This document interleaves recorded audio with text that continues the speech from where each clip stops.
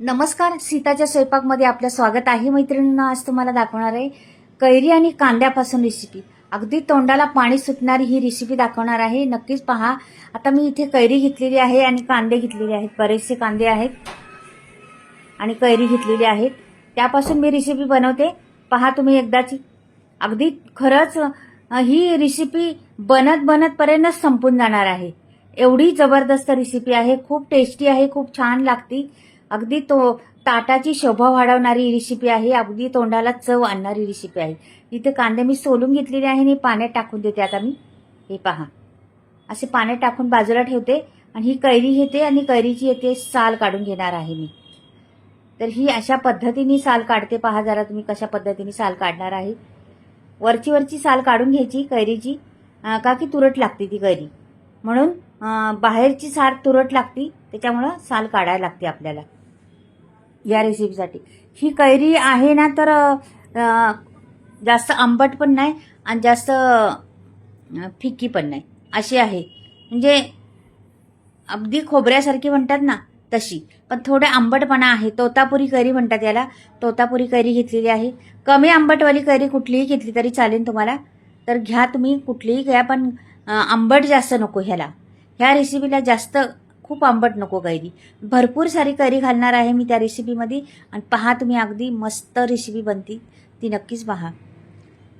आता ही बघा अशी सोलून घ्यायची. सोलायला ती कडक साल असल्यामुळे थोडं प्रॉब्लेम करते, तरी पण निघते ती साल तशी, काही प्रॉब्लेम नाही. तर आता ही पूर्ण साल झाल्यानंतर तुम्हाला दाखवते. पूर्ण साल झाली का मग दाखवते काढून. आणि बघा पूर्ण साल झालेली आहे माझी. आणि अशाच पद्धतीने कापायची. थोडीफार राहिली तरी चालती, काही प्रॉब्लेम नाही. आता ही कापून घेते मी कैरी. छान अशी खोबऱ्यासारखी कैरी आहे, मस्त. ते बघा पूर्ण ते कोईपर्यंत सर्व काढायचे आपल्याला. त्याच्यामुळं थोडेफार छोटे छोटे तुकडे असले तरी चालतील, ते पण काढून घ्यायचे. आणि मग आपल्याला मस्त रेसिपी बनवायची त्याची.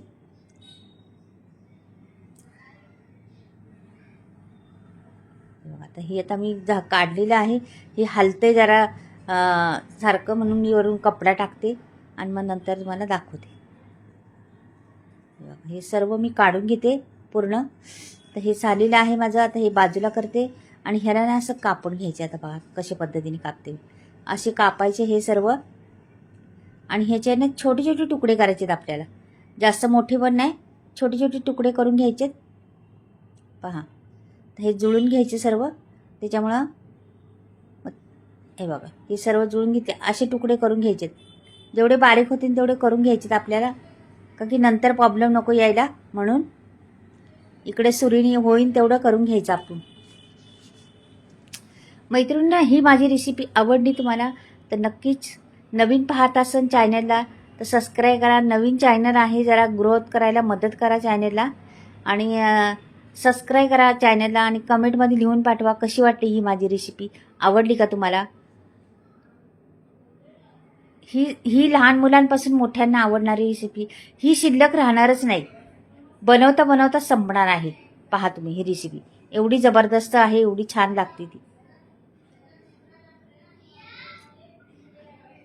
आता ही मी भरून ठेवते एका वाटीमध्ये. एवढे छोटे छोटे कापायचेत आपल्याला, म्हणजे नंतर जास्त मोठे कापले तरी चालले असतं, पण नंतर आपल्याला पटकन होती पुढे रेसिपी, म्हणून आत्ता सुरीने कापल्या ना तर छानच आहे. हे कांदे घेतलेले आहे ना, स्वच्छ धुवून घेतलेले आहेत. तसे पहिले पण मी साफ करून घेतले होते चांगले. आता हे कांद्याचे मला मोठे मोठे तुकडे काढायचे. पहा अशा पद्धतीने तुकडे कांद्याचे काढून घेते मी. संपूर्ण कांदे आहेत तेवढे, भरपूर कांदे घेतलेले आहेत त्याच्यासाठी, ह्या रेसिपीसाठी. छोटे होते कांदे माझ्याकडे, मोठे एक दोन असे मोठे नव्हतेच, म्हणून छोटे छोटेच कांदे घ्यायचे.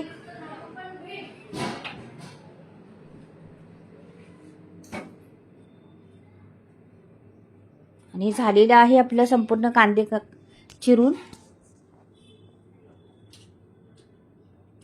तर हे पण वाटीत भरून ठेवते एका. मोठे ते केलेले आहे आणि हे छोटे केलेले आहेत. याच पद्धतीने कापायचे आपल्याला कांदे. माझ्याकडे छोटंसं गाजर होतं ते घेतलेलं आहे आता एक. पहा ह्याचे पण तुकडे करायचे, मोठेच करायचे, बारीक करत बसायचं नाही.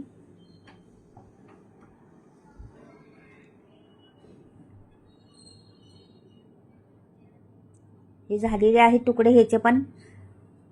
आता हे भांडं घ्यायचे आपल्याला आणि ह्याच्यामध्ये आपल्याला कांदा टाकायचा आहे. तर कांदा ह्याला बारीक करायचा आपल्याला, म्हणून ह्याच्यात टाकून घ्यायचा. थोडं थोडं टाकायचं पहिला.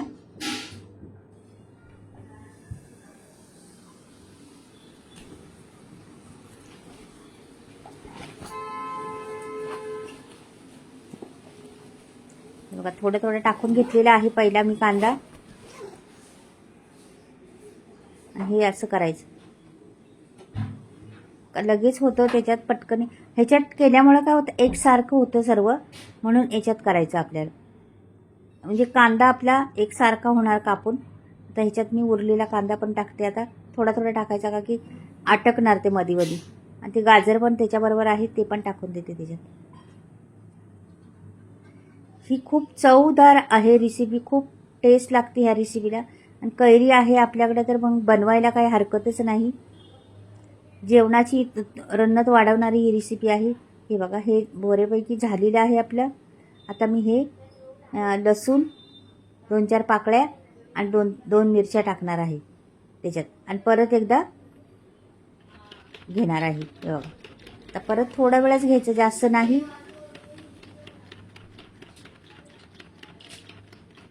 ते पण बारीक होईल आता. हे बघा झालेलं आहे आपलं आता. तर मी काढून घेते दुसऱ्या भांड्यात, एका त्याच वाटेमध्ये काढून घेते. एकसारखा कांदा कापलेला आहे, लसूण बिसून सगळं झालेलं आहे त्याच्यात. आणि किती छान बारीक कांदा दिसतोय आपल्याला, मस्त दिसतोय ना. अशाच पद्धतीने करायचं आहे. आता आपल्याला ती कैरी पण टाकायची ह्याच्यातच. संपूर्ण कैरी टाकून देते आता ह्याच्यात.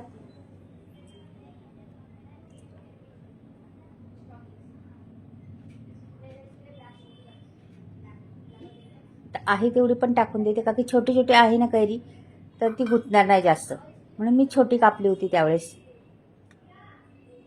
आता कोथिंबीर टाकायची आपल्याला, भरपूर सारी कोथिंबीर तिकडून टाकून द्यायची.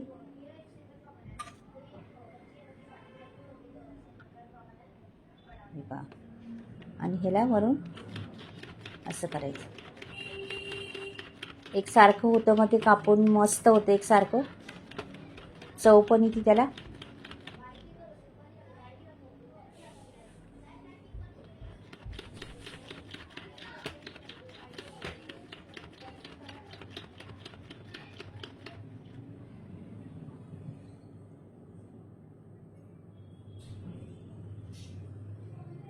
पहा झालेले आहे, हे पण मस्त झालेलं आहे. एकसारखं कैरी कापलेली आहे आपली.